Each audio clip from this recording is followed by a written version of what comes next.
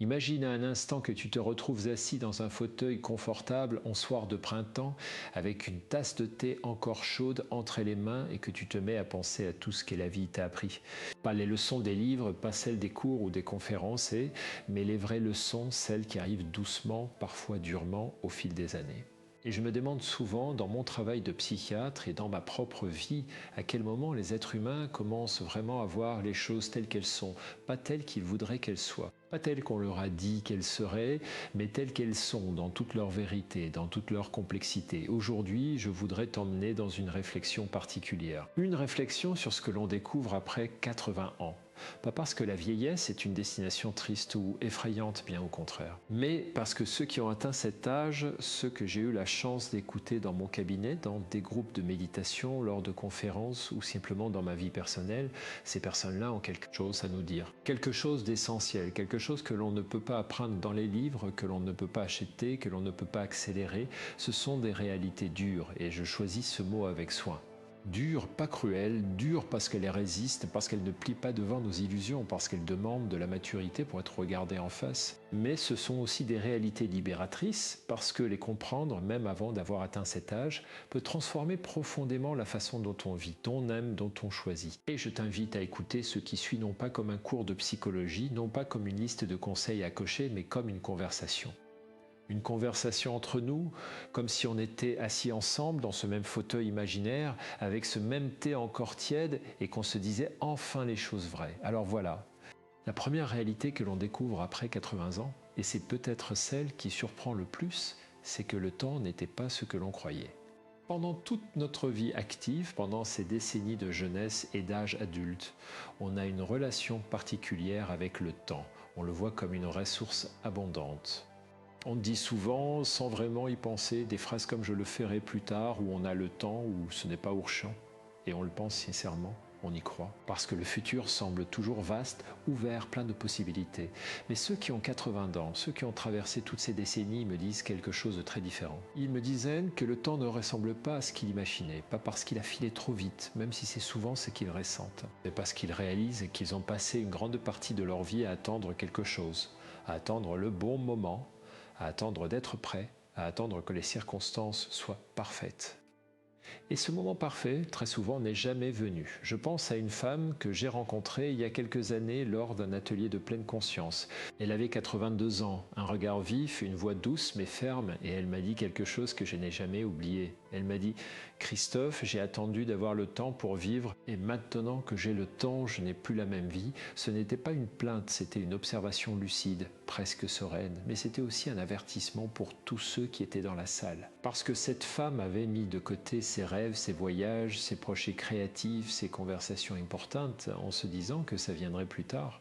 Et le plus tard était arrivé, mais avec ses propres contraintes, ses propres limitations, ses propres douleurs, et elle ne regrettait pas sa vie. Attention, elle avait eu une belle vie. Mais elle regrettait cette habitude, cette tendance presque universelle chez les humains à différer ce qui compte vraiment. Alors voilà ce que la psychologie nous dit sur cette réalité. Nous avons une tendance naturelle à surestimer le temps que nous avons devant nous et à sous-estimer l'importance du moment présent. C'est ce qu'on appelle parfois le biais de l'optimisme temporel. On pense que l'avenir sera meilleur, plus propice, plus calme, plus favorable. Et cette pensée en soi n'est pas mauvaise, elle nous protège de l'anxiété. Mais quand elle devient une habitude systématique, quand elle devient une façon de ne jamais vraiment s'engager dans le présent, elle nous prive de quelque chose d'irremplaçable. La leçon que nous donnent ceux qui ont 80 ans, c'est que le présent n'est pas un couloir vers quelque chose de mieux. Le présent est la maison.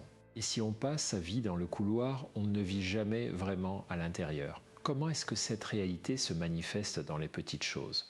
Dans l'appel téléphonique qu'on reporte à demain à quelqu'un qu'on a même, dans le voyage qu'on n'a jamais fait parce que ce n'était jamais le bon moment, dans la conversation sincère qu'on a évitée parce qu'on pensait avoir le temps de la faire plus tard, dans le projet artistique qu'on a mis dans un tiroir en se disant qu'on s'en occuperait quand on serait à la retraite. Et puis la retraite est arrivée et avec elle d'autres urgences, d'autres obligations, d'autres raisons de différer.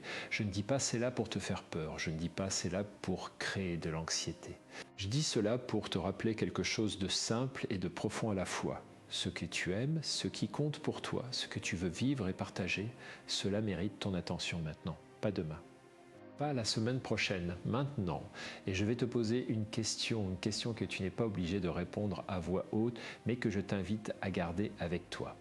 Quelle est la chose que tu ajournes depuis trop longtemps et qui, si tu y pensais vraiment, te rendrait plus vivant? Laisse cette question résonner un moment.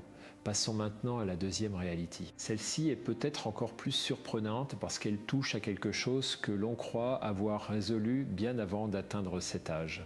La deuxième réalité que l'on découvre après 80 ans, c'est que l'on n'a jamais vraiment appris à accepter, pas à résigner. Il y a une différence énorme entre ces deux mots et c'est une différence que la psychologie contemporaine, notamment les approches d'acceptation et d'engagement, a beaucoup étudiée. Résigner, c'est baisser les bras, c'est dire je n'y peux rien donc je subis. C'est une posture passive souvent teintée d'amertume ou de tristesse. Accepter, c'est tout autre chose. Accepter, c'est regarder la réalité telle qu'elle est, sans la fuir, sans la nier, sans se battre contre elle inutilement, et choisir de continuer à avancer malgré elle, avec elle, parfois grâce à elle. Ceux qui ont 80 ans ont traversé des pertes immenses parfois. La perte de proches, la perte de la santé, la perte de certaines capacités physiques, la perte de rôles sociaux importants comme le travail ou la parentalité active. Et face à ces pertes, ils ont dû apprendre quelque chose que personne ne leur avait vraiment enseigné. Ils ont dû apprendre à lâcher prise. Non pas parce qu'ils le voulaient, mais parce que la vie ne leur laissait pas d'autre choix. Et ce qu'ils me disent, ceux qui ont traversé ces épreuves avec une certaine grâce, c'est que l'acceptation n'est pas une capitulation, c'est une forme de sagesse active. C'est dire, cela est arrivé, cela fait partie de ma vie et je choisis de continuer à construire quelque chose de beau avec ce qui me reste. Je me souviens d'un homme, ancien ingénieur, que j'ai accompagné pendant une période difficile. Il avait perdu sa femme après 50 ans de mariage et pendant les premiers mois, il se battait contre cette réalité. Il continuait à lui parler mentalement comme si elle était là. Il gardait ses affaires exactement comme elle les avait laissées. Il refusait de modifier quoi que ce soit dans leur appartement. Et ce comportement, au fond, était compréhensible. C'était une façon de ne pas accepter, une façon de maintenir l'illusion que rien n'avait changé. Mais avec le temps, avec beaucoup de douceur et de patience, il a commencé à comprendre quelque chose. Il a compris que l'acceptation ne signifiait pas oublier sa femme. Elle ne signifiait pas trahir leur amour. Elle signifiait simplement reconnaître que la vie avait changé de forme et qu'il pouvait lui aussi changer de forme avec elle. Et c'est à ce moment-là qu'il a recommencé à vivre, pas de la même façon, différemment. Mais vraiment, la réalité dure ici, c'est que nous passons beaucoup d'énergie à résister à ce qui est inévitable. Nous nous battons contre le vieillissement, contre la maladie, contre les changements que nous n'avons pas choisis. Et cette résistance, bien qu'humaine et naturelle, nous coûte énormément. Elle nous épuise. Elle nous empêche d'être présents à ce qui est encore là, à ce qui est encore possible, à ce qui est encore beau.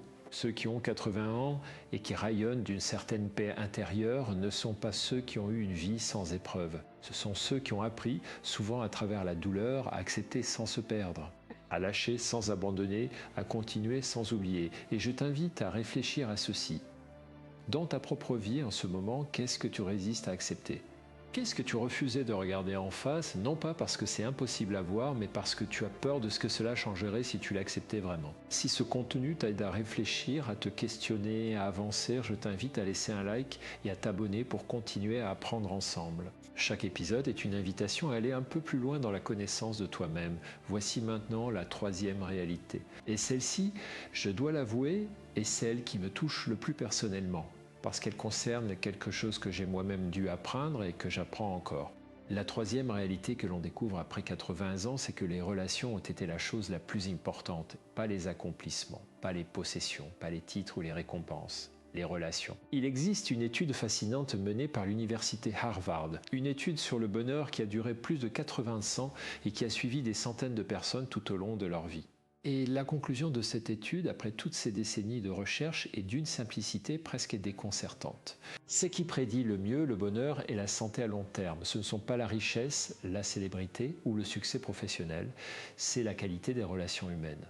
Ceux qui ont des relations profondes, sincères, nourricières, vivent plus longtemps, sont en meilleure santé physique et mentale et rapportent un niveau de satisfaction de vie plus élevé. C'est aussi simple et aussi profond que ça. Et pourtant, combien d'entre nous passent la majorité de leur temps et de leur énergie à poursuivre des objectifs professionnels, financiers ou de statut social en laissant les relations passer au second plan ? Combien d'entre nous ont sacrifié des soirées en famille pour des réunions de travail? Combien ont laissé des amitiés s'effriter doucement, sans vraiment s'en rendre compte parce qu'il y avait toujours quelque chose de plus urgent à faire? Ceux qui ont 80 ans et qui regardent en arrière me disent rarement qu'ils regrettent de ne pas avoir travaillé plus dur. Ils me disent qu'ils regrettent de ne pas avoir été plus présents, plus disponibles, plus attentifs avec leurs enfants, avec leurs amis, avec leurs partenaires de vie.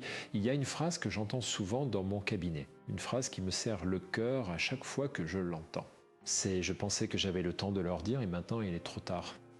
Cette phrase peut concerner un père qui n'a jamais dit à son fils à quel point il était fier de lui. Une fille qui n'a jamais dit à sa mère qu'elle lui pardonnait. Un ami qui n'a jamais dit à son meilleur ami à quel point son amitié avait compté, les mots non dits, les gestes non faits, les présences non offertes.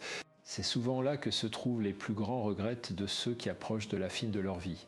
Alors voilà ce que je veux te dire avec toute la douceur et toute la sincérité dont je suis capable. Les personnes qui comptent pour toi méritent ta présence maintenant, pas une version distraite, préoccupée, fatiguée de toi, ta vraie présence, ton attention, ta curiosité pour leur vie, ton amour exprimé, non pas seulement ressenti en silence, mais dit, montré, partagé. Parce que les relations ne se maintiennent pas toutes seules. Elles ont besoin d'être nourries régulièrement avec des petits gestes, des grandes conversations, de la patience, du pardon et surtout de cette qualité rare et précieuse qu'on appelle la présence véritable. La troisième réalité dure, c'est que l'on réalise souvent trop tard que l'on aurait pu choisir autrement. Mais la bonne nouvelle, et c'est là toute la beauté de cette réflexion, c'est que si tu entends ces mots aujourd'hui, il n'est pas trop tard pour toi. Il n'est pas trop tard pour appeler quelqu'un que tu as négligé, pour dire ce que tu n'as pas encore dit, pour être là, vraiment là, pour ceux que tu aimes. Continuons avec la quatrième réalité. Celle-ci est plus subtile, plus intérieure, mais tout aussi importante. La quatrième réalité que l'on découvre après 80-100, c'est que l'on a passé trop de temps à se soucier du regard des autres. Toute notre vie, ou presque, nous sommes influencés par ce que les autres pensent de nous. Nous choisissons nos vêtements, nos mots, nos comportements, parfois même nos carrières et nos partenaires de vie, et en fonction de ce que nous imaginons que les autres attendent de nous, nous nous censurons. Nous nous conformons, nous jouons des rôles. Et ce n'est pas une critique, c'est une réalité profondément humaine. Nous sommes des êtres sociaux et le regard des autres a une importance réelle dans notre vie. Mais ceux qui ont 80 ans réalisent quelque chose d'assez libérateur. Ils réalisent que la plupart des gens étaient beaucoup trop occupés à se soucier de leur propre image pour vraiment s'intéresser à la leur. Ils réalisent que ce regard qu'ils craignaient tant, ce rougement qu'ils redoutaient, n'était souvent qu'une construction de leur propre esprit. Il y a une métaphore que j'aime beaucoup. Imagine que tu entres dans une salle bondée et que tu trébuches légèrement en franchissant la porte. Tu te sens immédiatement rouge de honte, convaincu que tout le monde t'a vu, que tout le monde se souvient que tu es le centre de toutes les conversations. Mais la vérité, c'est que la plupart des gens dans cette salle étaient tellement préoccupés par leur propre entrée, leur propre apparence, leur propre anxiété sociale, qu'ils n'ont à peine remarqué ce qui s'était passé. C'est ce que les psychologues appellent l'effet projecteur. Nous pensons que nous sommes constamment sous les feux de la rampe, alors qu'en réalité, chacun est le principal acteur de son propre drame intérieur. Et ceux qui ont 91, qui ont traversé des décennies de ce théâtre social, arrivent souvent à une conclusion simple et profonde. Ils auraient voulu être plus eux-mêmes, plus authentiques. Moins soucieux de plaire, moins préoccupés par les apparences, plus libres d'exprimer ce qu'ils pensaient vraiment, ce qu'ils ressentaient vraiment, ce qu'ils voulaient vraiment. Je pense à une patiente que j'ai accompagnée pendant plusieurs années, une femme brillante, cultivée, qui avait passé toute sa vie professionnelle à se conformer à ce qu'elle pensait que les autres attendaient d'elle. Elle avait choisi une carrière prestigieuse mais qui ne lui correspondait pas vraiment. Elle s'était habillée d'une certaine façon, avait fréquenté certains cercles sociaux, avait adopté des opinions qui n'étaient pas tout à fait les siennes. Et à 81 ans, lors d'une de nos dernières conversations, elle m'a dit quelque chose que je n'oublierai jamais. Elle m'a dit « J'ai passé ma vie à jouer un rôle dans une pièce que je n'avais pas écrite. Et maintenant, je me demande qui j'aurais été si j'avais osé écrire la mienne. Cette question est bouleversante et elle est universelle. Parce que nous jouons tous, à des degrés divers, des rôles que nous n'avons pas entièrement choisis, des rôles imposés par la famille, la culture, les attentes sociales. Et la liberté, la vraie liberté intérieure, commence quand on commence à questionner ces rôles. Quand on ose se demander, est-ce que c'est vraiment moi ça? Est-ce que c'est vraiment ce que je veux? La réalité dure ici, c'est que beaucoup d'entre nous réalisent cette vérité trop tard. Mais encore une fois, si tu m'écoutes aujourd'hui, tu as encore la possibilité de te poser cette question. Et de commencer doucement à vivre un peu peu plus depuis l'intérieur et un peu moins depuis le regard des autres. Si ce contenu résonne en toi, si ces réflexions t'aident à voir ta vie différemment, je t'invite à t'abonner à cette chaîne et à partager cet épisode avec quelqu'un qui pourrait en avoir besoin. Ensemble, on avance mieux. Voici la 5e réalité, et celle-ci est peut-être la plus difficile à entendre, parce qu'elle touche à quelque chose que nous préférons souvent éviter. La 5e réalité que l'on découvre après 80 ans, c'est que la souffrance était inévitable, mais que beaucoup de la souffrance supplémentaire que l'on s'est infligée ne l'était pas. Laisse-moi t'expliquer ce que je veux dire par là. Dans la vie, il y a ce que les bouddhistes appellent la première flèche et la deuxième flèche. La première flèche, c'est la douleur inévitable. La perte, la maladie, l'échec, le deuil, ces choses arrivent, elles font partie de la condition humaine, personne n'y échappe. Et cette douleur-là, cette première flèche, nous ne pouvons pas toujours l'éviter. Mais la deuxième flèche, c'est celle que nous nous tirons nous-mêmes. C'est la souffrance que nous ajoutons à la douleur initiale par nos pensées, nos ruminations, nos jugements, notre résistance. C'est le pourquoi moi, c'est le je n'aurais pas dû, c'est le si seulement les choses avaient été différentes. C'est la honte que l'on s'inflige après un échec. C'est la culpabilité que l'on porte longtemps après avoir fait une erreur. C'est l'anxiété que l'on nourrit en imaginant des catastrophes qui n'arriveront peut-être jamais. Ceux qui ont 80 ans et qui ont développé une certaine sagesse me disent souvent qu'ils regrettent l'énergie qu'ils ont dépensée à s'autoflageller, à ruminer, à rejouer indéfiniment des scènes douloureuses du passé, à se torturer avec des questions sans réponse, parce que toute cette énergie, elle aurait pu être utilisée autrement. Elle aurait pu être mise au service de la guérison, de la croissance, de la connexion avec les autres. La vraie réalité dure ici, c'est que nous sommes souvent nos propres pires ennemis, pas par méchanceté, pas par masochisme, mais par habitude, par manque d'outils, par manque d'une relation bienveillante avec nous-mêmes. Et c'est quelque chose que la psychologie, et notamment les approches de pleine conscience et de compassion envers soi-même, cherchent à adresser. Comment apprendre à traverser la douleur inévitable sans y ajouter une couche supplémentaire de souffrance inutile ? Comment apprendre à se traiter avec la même gentillesse que l'on offrirait à un ami cher qui traverse une période difficile ? Je te pose cette question directement. Si un ami t'a raconté qu'il a fait une erreur, qu'il a échoué dans quelque chose d'important, qu'il traverse une période difficile, comment lui parlerais-tu? Avec douceur, j'imagine, avec compréhension, avec encouragement. Alors pourquoi ne pas te parler à toi-même de la même façon? C'est une des grandes leçons de ceux qui ont 80 ans. La douceur envers soi-même n'est pas de la faiblesse.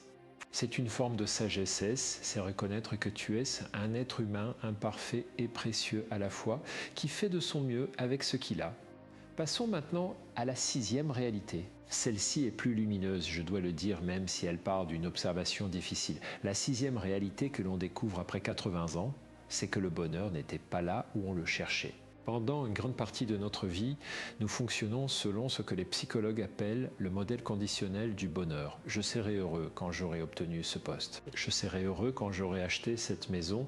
Je serai heureux quand je serai à la retraite. Et puis le poste arrive. La maison est achetée. Les enfants grandissent, la retraite commence et on s'aperçoit que le bonheur qu'on attendait n'est pas là, ou du moins pas de la façon dont on l'imaginait. Et alors on reporte à nouveau, je serai heureux quand ma santé s'améliorera, je serai heureux quand les petits-enfants naîtront, je serai heureux quand ceux qui ont 80 ans, ceux qui ont traversé toutes ces étapes, réalisent quelque chose d'essentiel. Le bonheur n'est pas un état que l'on atteint, c'est une pratique. C'est une façon d'être présent, ce qui est là maintenant dans toute sa richesse et sa complexité. Les recherches en psychologie positive, notamment les travaux de Martin Seligman et de Sonja Lyubomirsky, montrent que notre niveau de bonheur de base est influencé à environ 50% par nos gènes, à environ 10% par les circonstances de notre vie et à environ 40% par nos pensées, nos comportements et nos habitudes quotidiennes. 40%, c'est énorme. Ça veut dire que nous avons une marge de manœuvre considérable sur notre propre bien-être indépendamment de ce qui nous arrive. Et ce que ceux qui ont 80 ans ont appris, parfois à travers de longues années d'expérience, c'est que ce 40% se nourrit de choses simples, de la gratitude, de la connexion humaine, du sens que l'on donne à ses actions, de la présence aux petits plaisirs de la vie quotidienne, d'une tasse de café bu lentement le matin, d'un coucher de soleil regardé vraiment, d'un éclat de rire partagé avec quelqu'un qu'on aime. Ces choses-là ne coûtent rien. Elles ne nécessitent pas de promotion professionnelle, ni de compte en banque bien rempli, ni de maison plus grande. Elles nécessitent simplement de l'attention, Et c'est peut-être là le paradoxe le plus ironique de la condition humaine. Nous passons des décennies à courir après des choses compliquées, coûteuses, difficiles à obtenir, alors que le bonheur, lui, se cachait souvent dans les choses les plus simples, les plus proches, les plus accessibles. La réalité dure ici, c'est que beaucoup d'entre nous ont passé des années à ignorer ces petites choses, à les trouver trop ordinaires, trop banales pour mériter notre attention. Et puis, à un moment donné, on réalise que c'était elles, les vraies richesses. Alors je t'invite à partir d'aujourd'hui à regarder différemment les petites choses de ta vie, pas d'une façon forcée ou artificielle, mais avec une curiosité douce, avec une attention bienveillante, parce que le bonheur n'est pas ailleurs, il est ici, dans ce moment, dans cette respiration, dans cette conversation. Si tu trouves ces réflexions utiles et nourrissantes, n'oublie pas de t'abonner et de laisser en commentaire pour me dire ce qui résonne le plus pour toi. Ça m'aide à continuer à créer du contenu qui compte vraiment. La septième réalité peut être la plus philosophique, mais aussi l'une des plus pratiques dans ses implications. La septième réalité que l'on découvre après 80 ans, c'est que l'identité que l'on s'était construite était beaucoup plus fragile et beaucoup plus flexible qu'on ne le croyait. Tout au long de notre vie, nous construisons une image de nous-mêmes. Je suis quelqu'un de fort, je suis quelqu'un de rationnel, je suis quelqu'un qui ne pleure pas, je suis quelqu'un qui réussit. Je suis quelqu'un de généreux, je suis quelqu'un de discret. Ces identités, ces étiquettes que nous nous collons dessus ou que les autres nous ont collées deviennent avec le temps des prisons confortables. Confortable parce qu'elle nous donne un sentiment de cohérence, de stabilité, de prévisibilité, mais déprisons quand même parce qu'elle limite notre capacité à changer, à grandir, à nous surprendre nous-mêmes. Et la vie avec ses coups imprévus, ses retournements, ses pertes et ses renaissances, a cette façon de mettre à l'épreuve ses identités. Quand quelqu'un qui se définissait entièrement par son travail prend sa retraite, qui est-il? Quand quelqu'un qui se définissait comme parent voit ses enfants quitter la maison, qui est-elle? Quand quelqu'un qui se définissait comme sportif perd ses capacités physiques à cause d'une maladie, qui devient-il? Ces transitions identitaires sont parmi les plus difficiles que nous ayons à traverser. Et ceux qui ont 80 ans les ont toutes traversées, ou presque. Et ce qu'ils ont découvert, c'est quelque chose de très libérateur. Ils ont découvert que leur identité profonde, leur essence véritable, n'était pas liée à ces rôles et à ces étiquettes. Elle était quelque chose de plus vaste, de plus fluide, de plus résilient. Il y a une image que j'aime utiliser. Imagine le ciel. Le ciel est toujours là, vaste et ouvert. Mais les nuages qui le traversent changeant constamment. Parfois, il y a des tempêtes, des nuages noirs et lourds. Parfois, il y a des nuages légers et blancs. Parfois, le ciel est complètement dégagé. Mais le ciel lui-même ne change pas. Il est toujours là, accueillant tout ce qui passe. Nous sommes comme ce ciel. Nos pensées, nos émotions, nos rôles sociaux, nos identités circonstancielles, ce sont les nuages et ils passent, ils changent, ils s'en vont. Mais il y a quelque chose en nous qui reste. Quelque chose de stable, de profond, de fondamentalement nous. Et c'est ce quelque chose-là que ceux qui ont 80 ans commencent à reconnaître et à habiter plus pleinement. La réalité dure ici, c'est que nous nous accrochons souvent à nos identités avec une rigidité qui nous fait souffrir. Nous avons peur de changer, peur d'être différents, peur de décevoir les attentes que nous avons créées autour de nous. Mais cette rigidité nous empêche de grandir, elle nous empêche de nous adapter, elle nous empêche de découvrir qui nous pourrions encore être. Et je veux te dire quelque chose d'important, il n'est jamais trop tard pour se réinventer. Pas dans le sens superficiel du terme, pas dans le sens de changer de look ou de changer d'avis par caprice, mais dans le sens profond de permettre à quelque chose de nouveau d'émerger en toi, de laisser tomber des aspects de toi-même qui ne te servent plus, d'accueillir des facettes de ta personnalité que tu as peut-être ignorées ou réprimées pendant des années.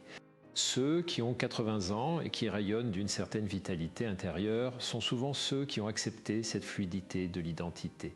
Ils ne s'accrochent pas à qui ils étaient. Ils sont curieux de qui ils sont encore en train de devenir. Et maintenant, la huitième et dernière réalité. Celle-ci, je la garde pour la fin parce qu'elle est à la fois la plus difficile et la plus libératrice. La huitième réalité que l'on découvre après 80 ans, c'est que la mort n'est pas l'ennemi que l'on croyait. Je sais que ce sujet peut sembler lourd, peut-être même inconfortable. Mais laisse-moi te parler de la façon dont les personnes âgées, celles qui ont traversé une longue vie, parlent de la mort, parce que ce qu'elles disent est souvent très différent de ce que nous imaginons. Dans notre culture, la mort est largement taboue. On l'évite dans les conversations, on la cache dans les institutions, on la maquille dans le langage. On dit qu'on a perdu quelqu'un, qu'il est parti, qu'il nous a quittés, comme si la mort était une chose honteuse dont on ne peut pas parler directement.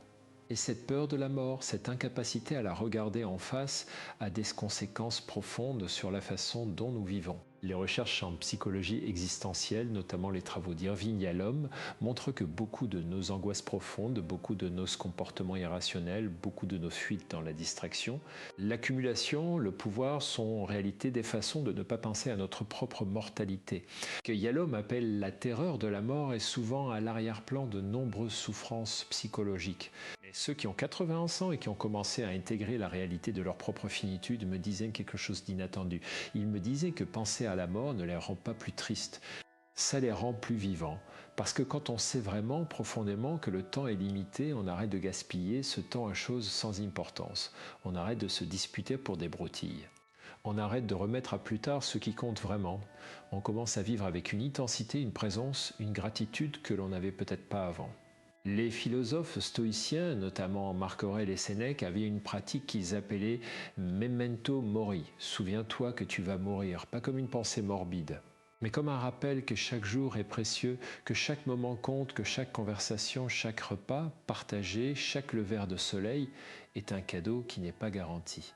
Je pense à un homme que j'ai rencontré lors d'une conférence sur la pleine conscience. Il avait 85 ans, une santé fragile, mais un regard d'une clarté extraordinaire. Et il m'a dit, depuis que j'ai accepté que je vais mourir, je suis plus vivant que je ne l'ai jamais été. Je lui ai demandé ce qu'il voulait dire. Et il m'a expliqué que pendant toute sa vie, il avait vécu comme si la mort était quelque chose qui arrivait aux autres, comme si lui, d'une certaine façon, était à l'abri. Et cette illusion d'immortalité l'avait rendu négligent avec son temps, avec ses relations avec lui-même. Mais depuis qu'il avait vraiment intégré sa propre finitude, il vivait chaque journée avec une attention et une gratitude qu'il n'avait jamais connues auparavant. La réalité dure ici, c'est que nous vivons souvent comme si nous avions une éternité devant nous. Et cette illusion, bien qu'elle nous protège de l'angoisse à court terme, nous empêche de vivre pleinement. Elle nous rend distraits, procrastinateurs, indifférents à la beauté ordinaire du quotidien. Mais si on ose regarder la mort en face, non pas avec terreur, mais avec une curiosité philosophique, avec une acceptation douce, elle devient paradoxalement une alliée. Elle nous rappelle ce qui compte vraiment. Elle clarifie nos priorités, elle nous libère de l'insignifiant pour nous concentrer sur l'essentiel. Et l'essentiel, d'après ceux qui ont 80 ans, c'est toujours la même chose, aimer et être être présent. Contribuer à quelque chose de plus grand que soi, laisser quelque chose de bon derrière soi, pas nécessairement une grande œuvre ou un monument, mais une façon d'avoir été là, vraiment là, pour les gens qui comptaient. Voilà, nous avons traversé ensemble ces 8 réalités et je voudrais maintenant prendre quelques minutes pour les réunir, pour les tisser ensemble dans une réflexion finale qui, j'espère, restera avec toi longtemps après que tu auras fini d'écouter cet épisode. La première réalité nous a rappelé que le temps est plus précieux et plus court que nous le croyons et que le présent est la seule maison que nous ayons vraiment. La deuxième nous a enseigné que l'acceptation, la vraie, celle qui n'est pas résignation, est une forme de sagesse que l'on apprend rarement à l'école mais qui transforme profondément la qualité de notre vie. La troisième nous a dit que les relations humaines sont au cœur de tout, que ce sont elles qui donnent du sens à nos jours et de la chaleur à nos nuits. La quatrième nous a libérés, au moins un peu, du poids du regard des autres, en nous rappelant que l'authenticité est une forme de courage. La cinquième nous a invités à cesser de nous infliger une souffrance supplémentaire, à nous traiter avec la même douceur que nous offririons à un ami cher. La sixième nous a montré que le bonheur n'est pas une destination lointaine, mais une pratique quotidienne nourrie par les petites choses simples et présentes. La septième nous a encouragés à lâcher la rigidité de nos identités pour accueillir la fluidité de qui nous sommes encore en train de devenir. Et la huitième, peut-être la plus profonde, nous a rappelé que la conscience de notre finitude, loin d'être une source de désespoir, peut être la plus puissante invitation à vivre pleinement. Ces 8 réalités ne sont pas des condamnations, ce ne sont pas des reproches, ce sont des invitations à regarder ta vie avec plus de lucidité, plus de douceur, plus de courage, des invitations à faire des choix différents, dès aujourd'hui, pas demain, pas la semaine prochaine, aujourd'hui, et je veux te dire quelque chose d'important avant de te laisser. Que les personnes de 80 ans ont appris à travers des décennies d'expérience, tu peux commencer à l'apprendre maintenant. Tu n'as pas besoin d'attendre d'avoir leur âge pour bénéficier de leur sagesse. C'est exactement pour ça que ces conversations existaient, pour que nous puissions apprendre ensemble, à tout âge, à vivre un peu mieux, un peu plus pleinement, un peu plus en accord avec ce qui compte vraiment. La croissance personnelle n'est pas un luxe réservé à ceux qui ont du temps libre ou qui traversent une crise. C'est une pratique quotidienne, accessible à tous, à chaque moment de la vie. C'est la décision de se poser des questions, d'écouter des réponses différentes, de remettre en question ses habitudes, de s'ouvrir à de nouvelles façons de voir. Et si tu m'as accompagné jusqu'ici, jusqu'à la fin de cet épisode, c'est que quelque chose en toi est déjà dans cette démarche. Quelque chose en toi cherche, quelque chose en toi est prêt à grandir. Et c'est beau, c'est vraiment beau. Je voudrais terminer avec une image. Imagine un arbre ancien, un de ces arbres immenses, avec un tronc épais et des racines profondes qui s'enfoncent loin dans la terre. Cet arbre a traversé des tempêtes, des sécheresses, des hivers rigoureux, il a perdu des branches, il a été blessé par la foudre peut-être, mais il est toujours là, debout, enraciné, et chaque printemps il produit de nouvelles feuilles, de nouvelles fleurs, de nouveaux fruits. Nous sommes comme cet arbre. Chaque épreuve que nous traversons, chaque perte que nous acceptons, chaque vérité difficile que nous regardons en face, tout cela nous enracine plus profondément. Tout cela nous rend plus forts, pas dans le sens dur et rigide du terme, mais dans le sens souple et résilient, dans le sens de quelqu'un qui peut plier sans se briser, dans le sens de quelqu'un qui peut recommencer à fleurir même après les hivers les plus longs. Et c'est ça au fond ce que ceux qui ont 81 ans nous enseignent. Pas que la vie est facile, pas qu'il n'y a pas de souffrance, mais que la vie malgré tout, malgré ses douleurs et ses pertes, est digne d'être vécue pleinement jusqu'au bout, avec présence, avec gratitude, avec amour. Merci de m'avoir accompagné jusqu'ici.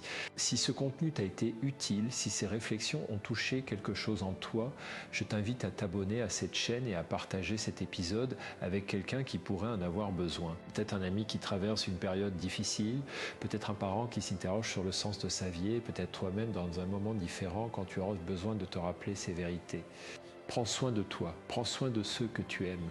Et souviens-toi que chaque jour est une nouvelle occasion de choisir comment tu veux vivre. On se retrouve dans le prochain épisode.